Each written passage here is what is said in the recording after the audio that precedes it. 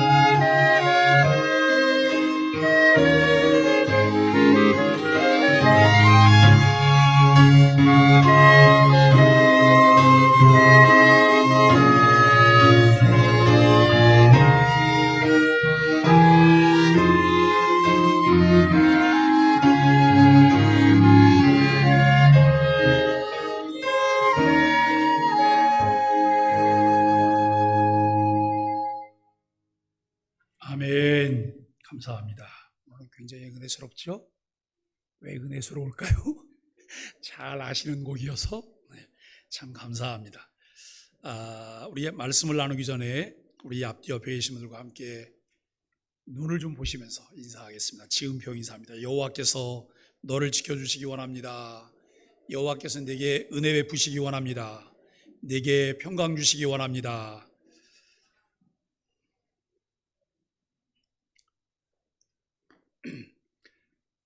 신앙생활에 조금 신경을 쓰면서 잘 하려고 할 때 우리에게 관심 있게 들려오는 용어들이 있습니다.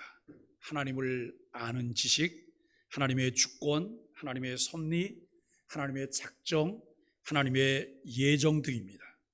하나님의 창조와 관련해서 이러한 용어들을 잘 이해하고 더 깊이 있는 신앙생활을 할 때에 우리들의 신앙과 삶에 나타나는 변화들을 읽을 수 있습니다. 작정과 예정, 하나님의 주권과 섭리를 이해함에 있어서 하나님의 성품, 자비와 공의로 이루어질 모든 일에 대한 삼위 하나님의 합의가 이루어졌다고 하는 점에서 하나님의 작정을 이야기합니다. 하나님께서는 하나님이 창조하신 우주에 대해 총괄적이고 정확한 계획을 가지고 계십니다. 얼마 전에 우리나라가 로켓을 발사를 했어요.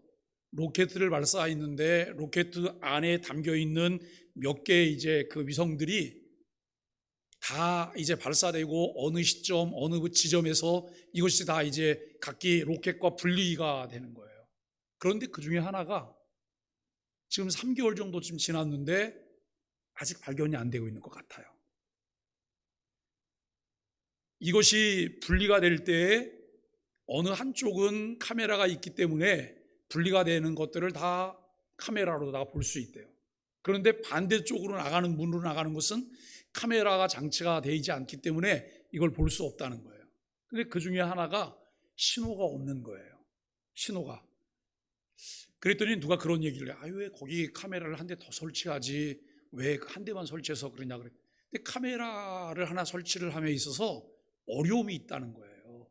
정교함도 있어야 되고 무게도 이제 있어야 되고 여러 가지 또 실험도 해봐야 되고 이런 그 어려움이 있기 때문에 이것은 당연히 이제 열리고 확인이 되리라고 생각하고 여기는 놔둔 거죠. 근데 여러분 로켓 하나를 발사를 하기로 하고 시간을 정해놓고 모든 국민들이 그 지역에 가거나 또 방송을 통해서 이제 세는 거예요. 10, 9, 8 이러면서. 그런데 가다가 6까지 세다가 딱 중단을 해요. 왜냐하면 뭔가 오류가 생겼다는 거예요. 그렇게 치밀하게 계획을 했는데도 오류가 있기 때문에 이 불투명하고 불확실한데 로켓을 발사하면 어떤 사고가 일어날지 알 수 없는 상황인 거죠. 우리 사람들이 하는 것은 실수도 있어요. 착오도 있어요. 그러나 하나님이 하시는 일에 대해서는 실수가 없어요. 그럼 그거 믿으시죠? 하나님이나 우리나 별로 차이가 없나요?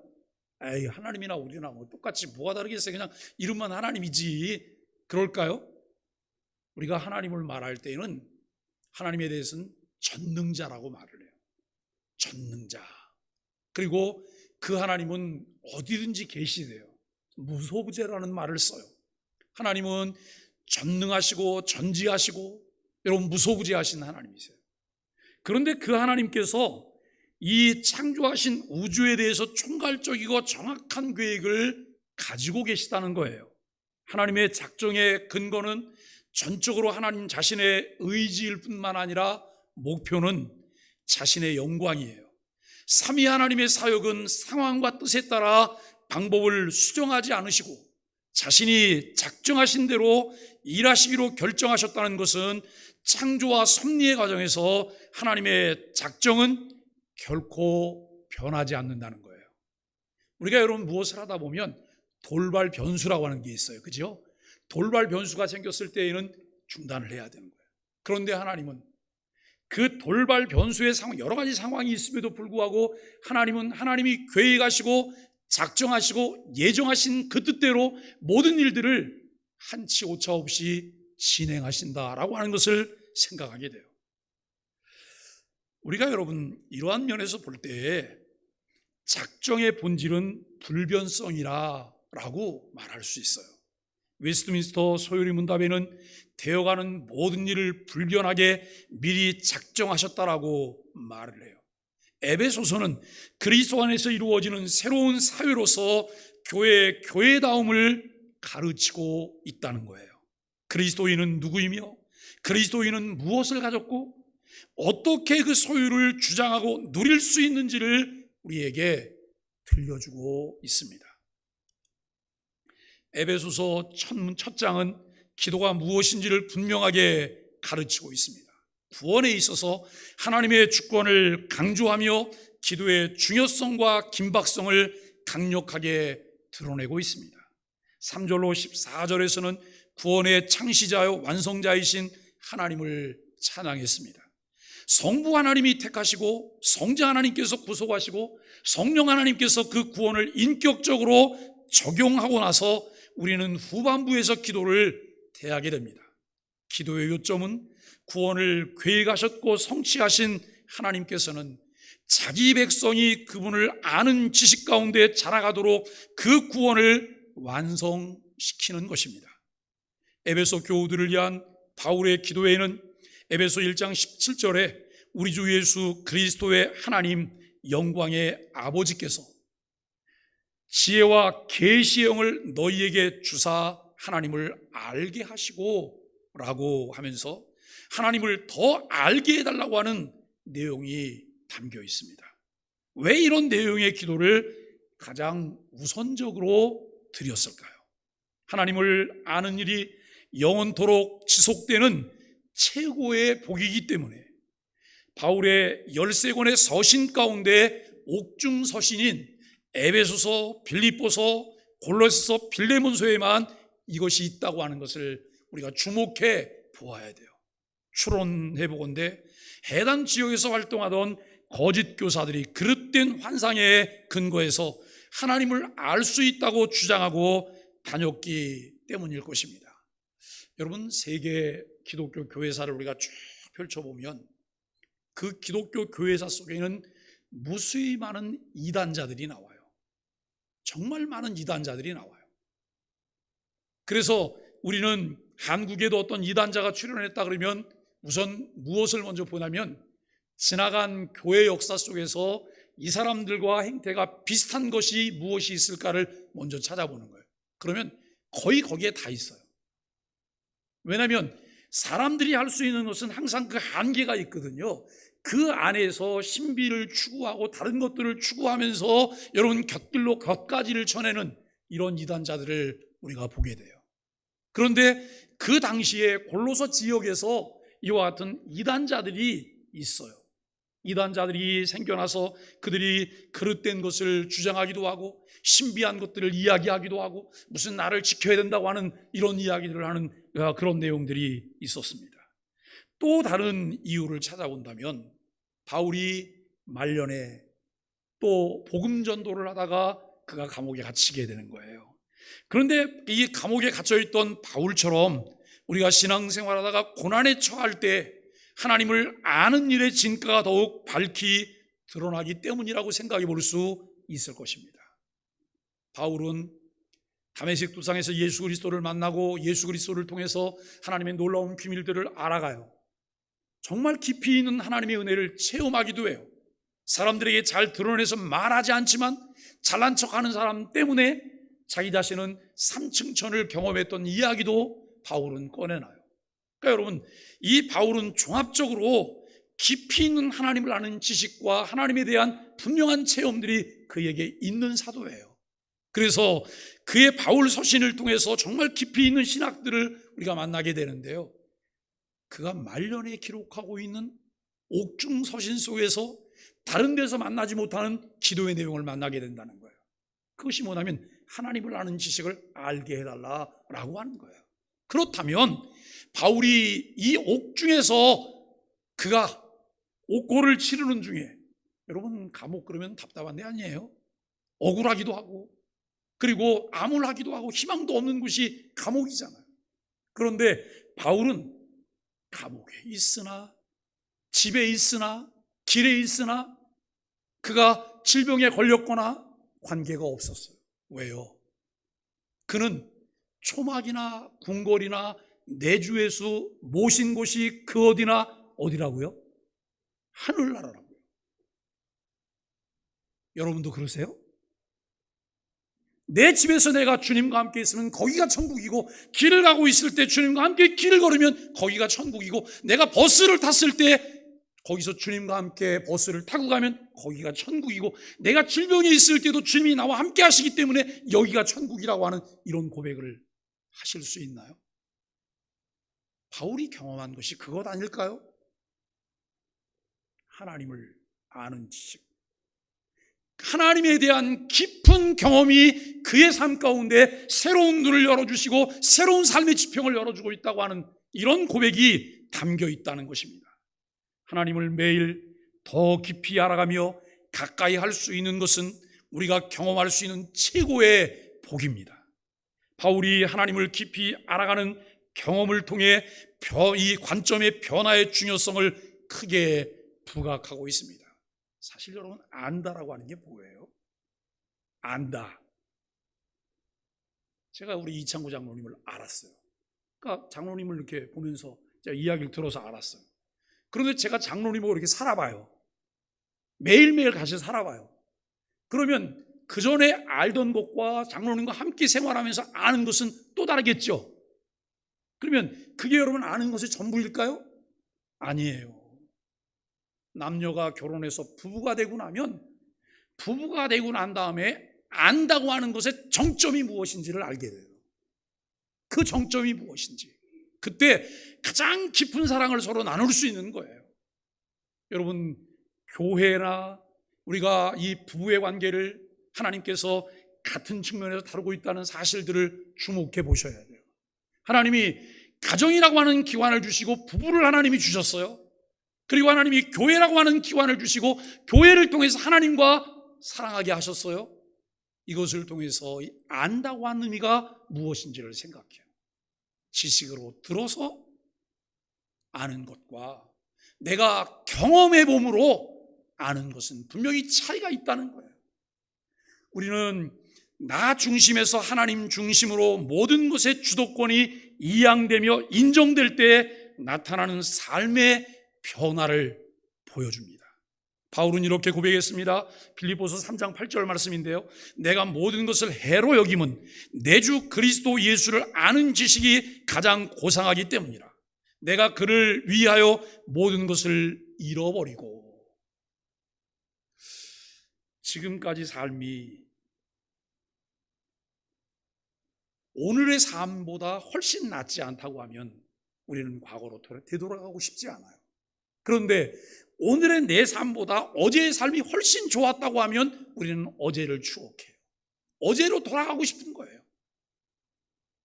사도 바울이 예수 그리스도를 알고 그리스도를 만나고 난 이후에 그리스도를 아는 지식이 가장 고상하기 때문에 이전에 내가 누리고 가지고 취했던 모든 것들을 배설물처럼 버렸다라고 하는 고백을 해요.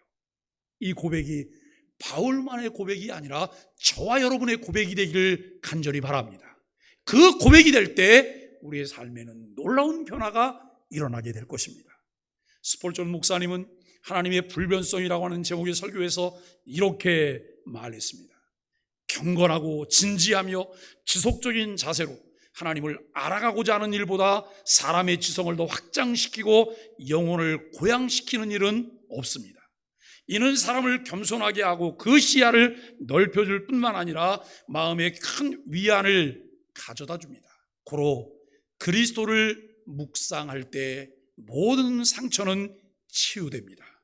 또 아버지를 깊이 생각할 때 모든 고뇌는 사라집니다. 그리고 성령의 역사를 경험할 때 모든 통증은 사라집니다.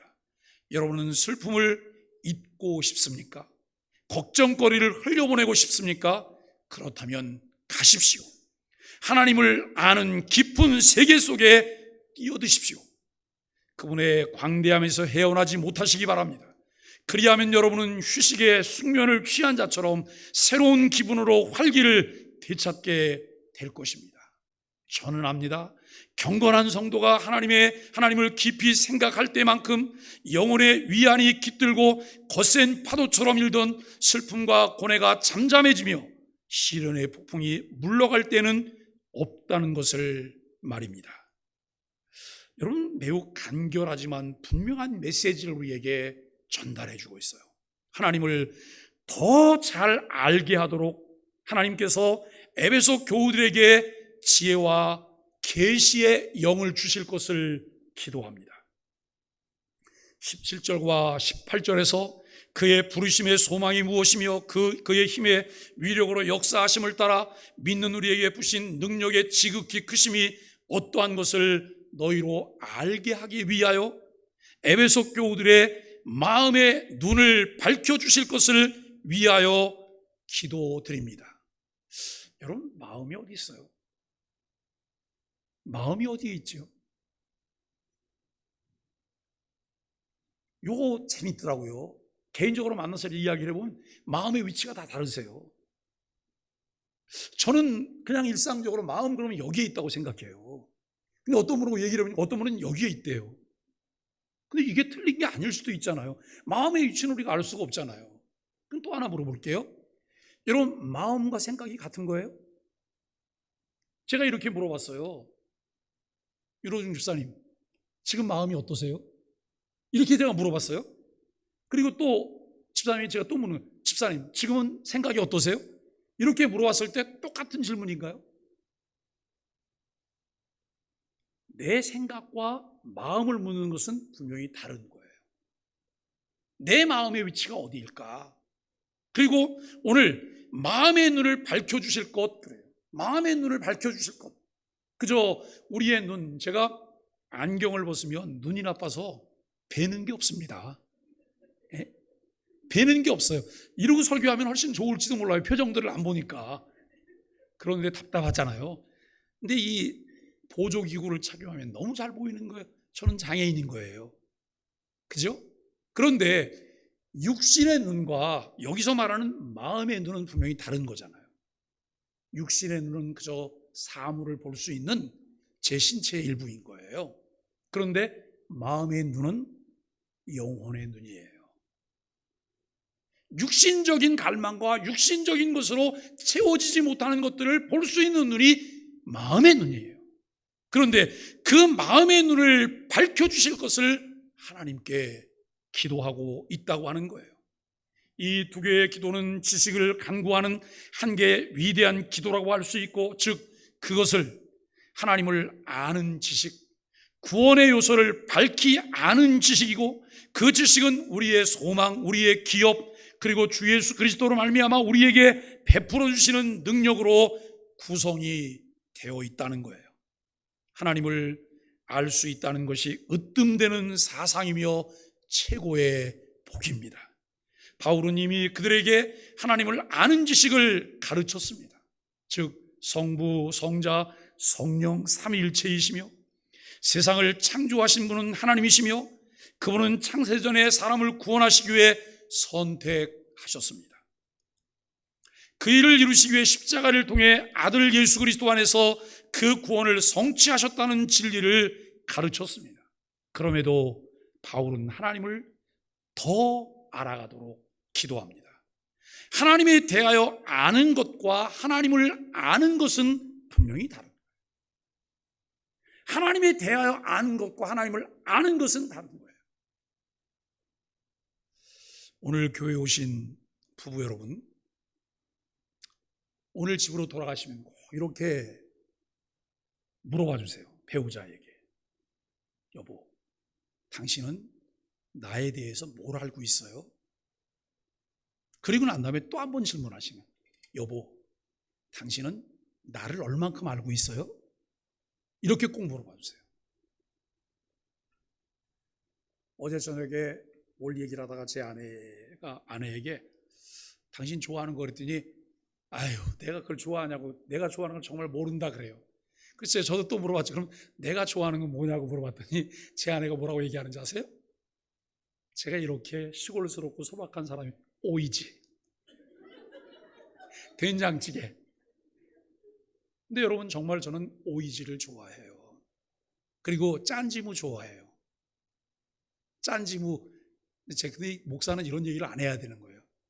왜냐하면 어쩌면 다음 주에 오이지 많이 생길지도 몰라요. 그러지 마세요. 그 목사는 어디 가면 좋다는 얘기 잘 안 하려고 그래요.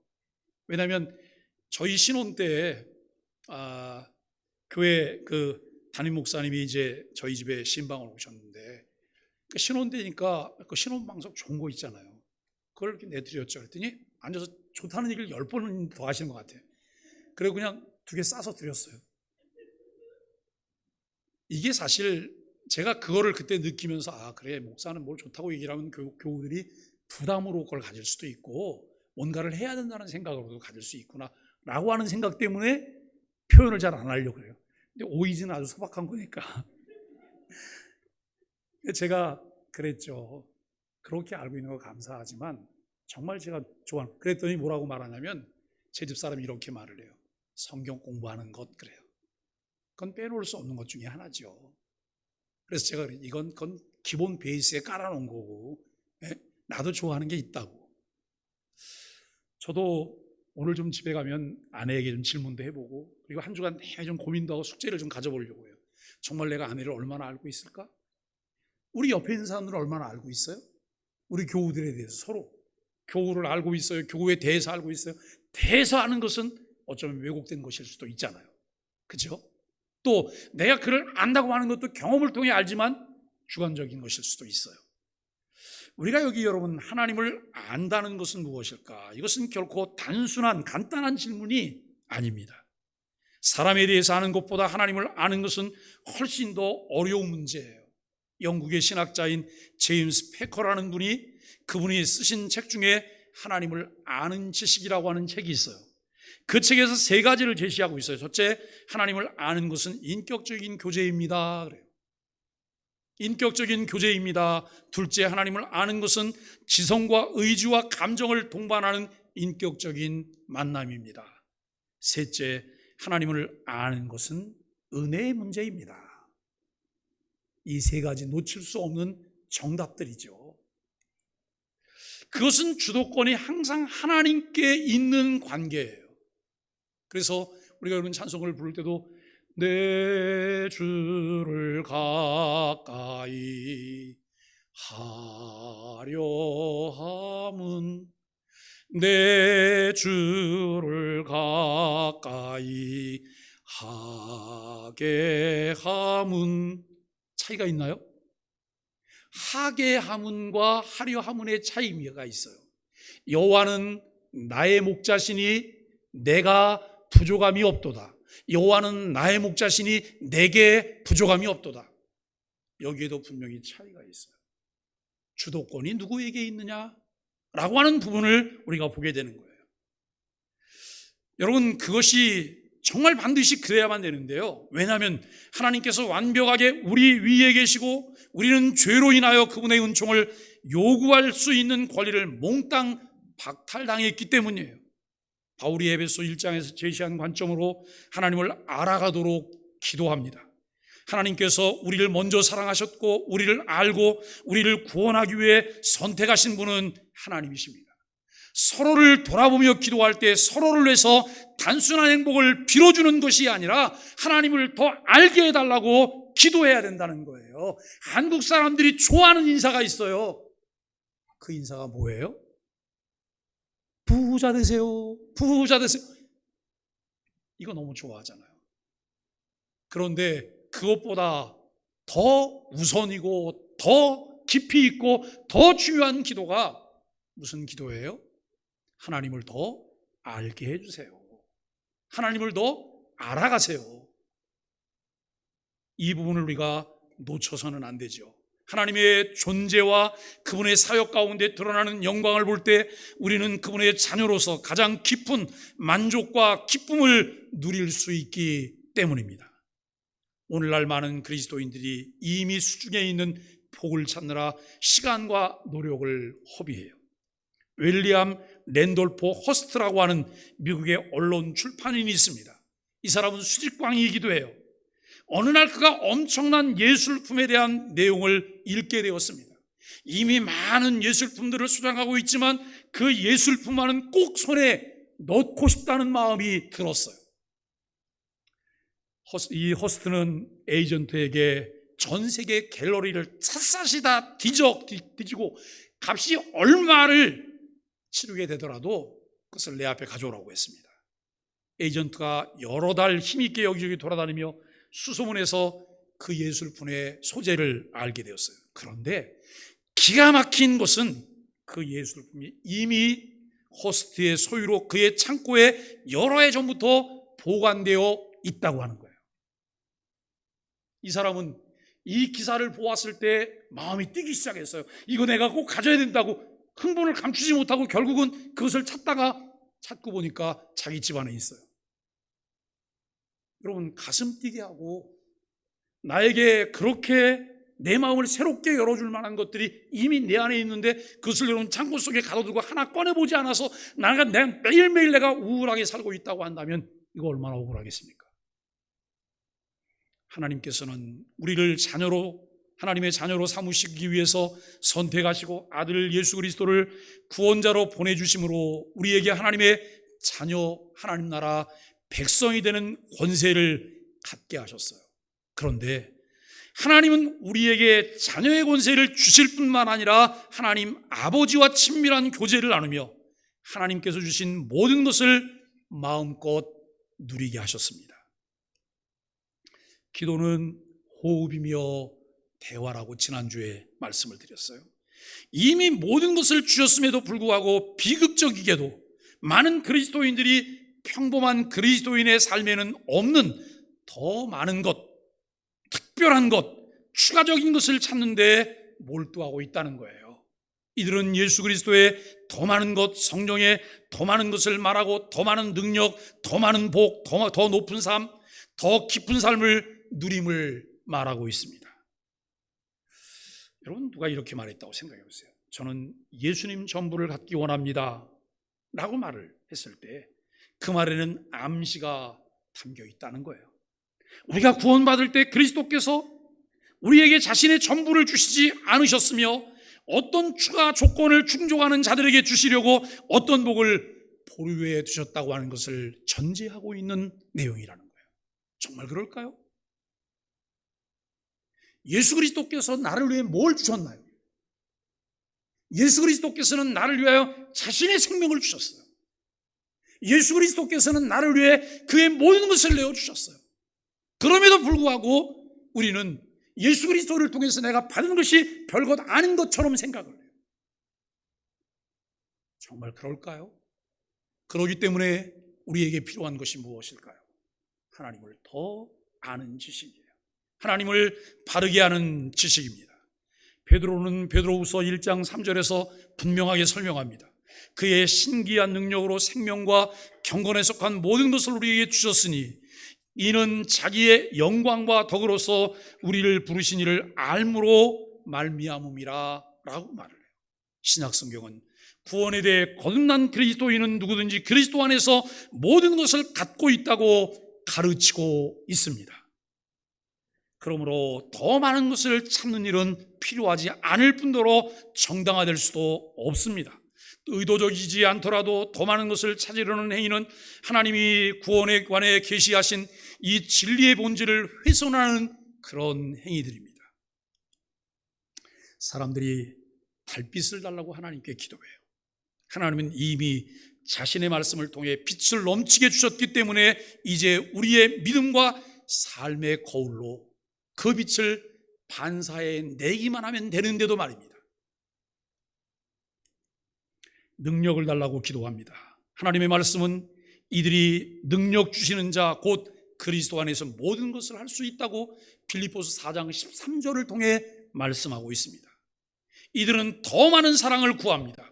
바울은 하나님의 사랑이 성령을 통해 이미 그들 마음 가운데 부어졌다고 말씀하고 있습니다. 여러분 그 사실을 믿으십니까? 이미 말할 수 없는 하나님의 사랑이 우리 마음 가운데 부어졌는데 나는 그 사랑을 다 알고 있지 못하다는 이런 부분들을 생각해 봅니다.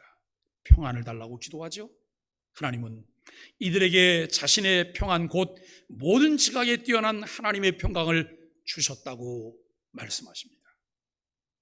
우리가 빌립보서 4장 4절로 7절까지 말씀을 짧은 말씀이지만 그 말씀을 깊게 묵상을 해보세요.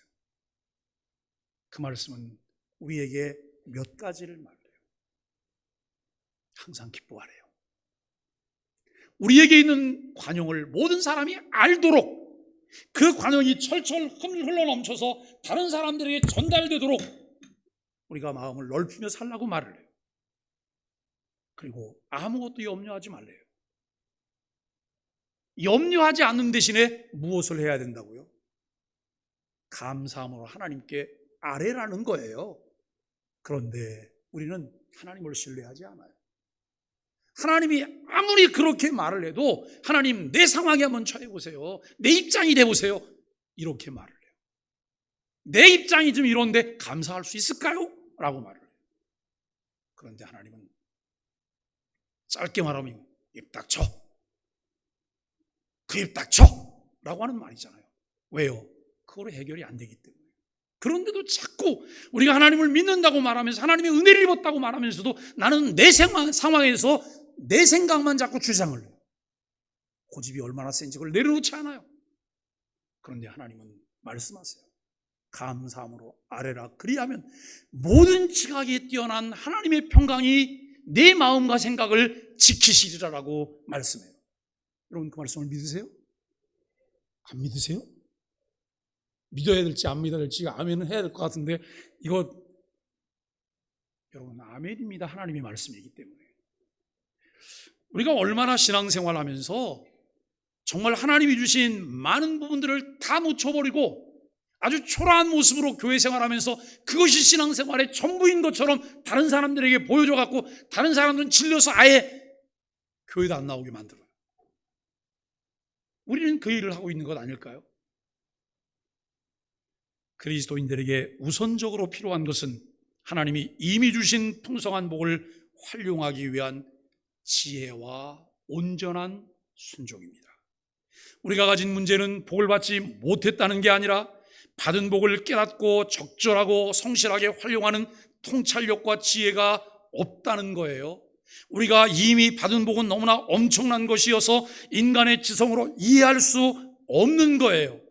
우리의 지성은 우리가 예수 그리스도 안에서 갖는 위치가 얼마나 풍성한지 헤아리지 못해요.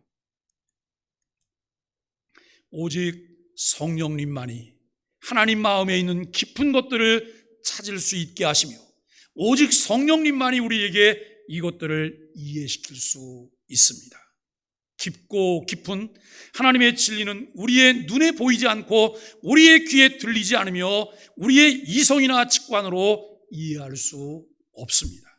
사랑하는 소망의 가족 여러분, 모든 그리스도인들은 구체적인 필요, 육체적, 도덕적, 영적 필요가 많으며 그 이 부분에서 주님의 도움을 구해야 합니다. 그러나 어느 그리스도인도 주님이나 그분의 복이나 기업을 자신이 이미 가진 것보다 많이 필요하지 않으며 그렇게 가질 수도 없다는 거예요. 이 말이 무슨 말이에요? 다 같이 한번 따라해 주세요. 이미 나는 다 소유하고 있어. 이미 나는 다 소유하고 있어. 여러분 그렇게 믿으세요? 이미 다 소유하고 있어요. 다만 어떨 뿐이에요? 모르고 있을 뿐이에요.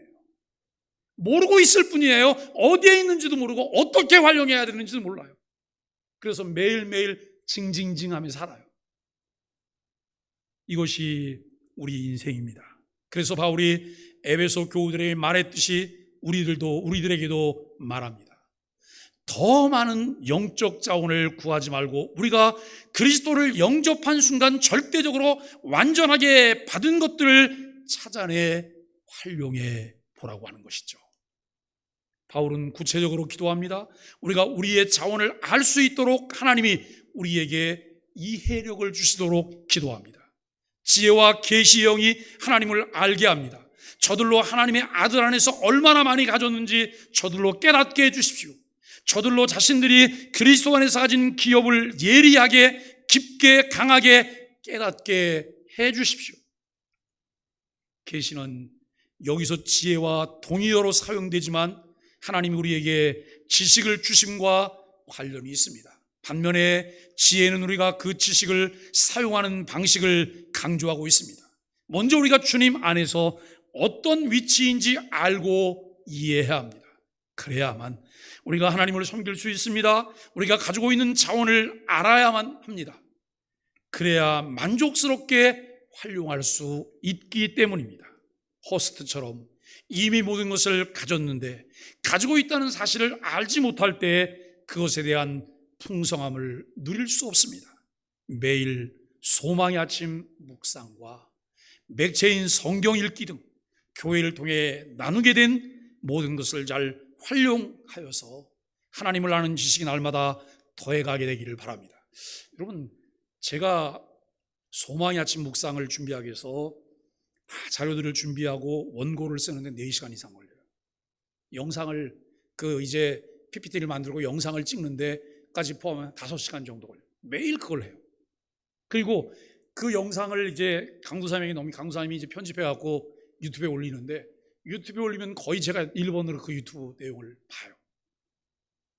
왜 볼까요? 잘 됐나? 그걸 볼까요? 아니에요. 4시간, 5시간은 저는 말씀을 준비하기 위해서 거기에 몰입했어요. 그런데 완성된 영상을 볼 때는 그 영상을 통해 주시는 은혜를 받기 위해서요. 은혜를 받기 위해서요. 그리고 아침이면 또 봐요. 왜냐하면 아침에 이른 아침 묵상 시간이기 때문에. 그리고 여러분 맥체인 성경을 거기에 본문에 따라서 함께 맥체인을 봐요. 제가 아침에 영상을 보는 것과 맥체인을 보는 것은 어디에 활용하기 위해서 보는 게 아니에요. 제 영혼의 양식이에요. 저를 살게 하는 양식이에요. 그리고 나서 짧은 책들을 제가 보면서 아침마다 요즘 짧은 묵상글을 하나씩 쓰고 있어요. 우리는 우리의 삶을 통해서 어떻게 하면 하나님을 아는 지식이 날마다 우리에게 더해갈 수 있을까? 그리고 그 날마다 하나님을 아는 지식을 통해서 내가 어떻게 하나님과 더 풍성한 교제를 나눌 수가 있을까라고 하는 것입니다. 바울은 지혜와 계시의 영을 주사 하나님을 더 알게 되고 우리의 마음의 눈이 밝아져서 하나님의 권세를 알게 되기를 기도합니다. 시편 기자가 기도했던 것처럼 우리의 눈을 열어 주의 법에 귀한 것을 보고 누리는 복된 소망의 가족들이 되시기를 예수 그리스도의 이름으로 간절히 축복합니다. 함께 인사하겠습니다. 아시레 예수님 때문에 당신이 최고십니다. 우리 소망의 교회에서 함께 예배할 수 기쁩니다. 사랑하고 축복합니다. 누가 저한테 이렇게 질문했어요. 목사님, 아시레하고 인사하면 교인들이 다 무슨 내용인지 알까요? 그래요. 우리 교회 교인들은 다 아시잖아요. 너 복 있구나, 너 복 받은 자구나, 너 복 받을 거구나 라고 하는 그런 인사죠. 우리 찬송가 81장입니다. 노랫말을 깊이 생각하면서 함께 찬송하겠습니다.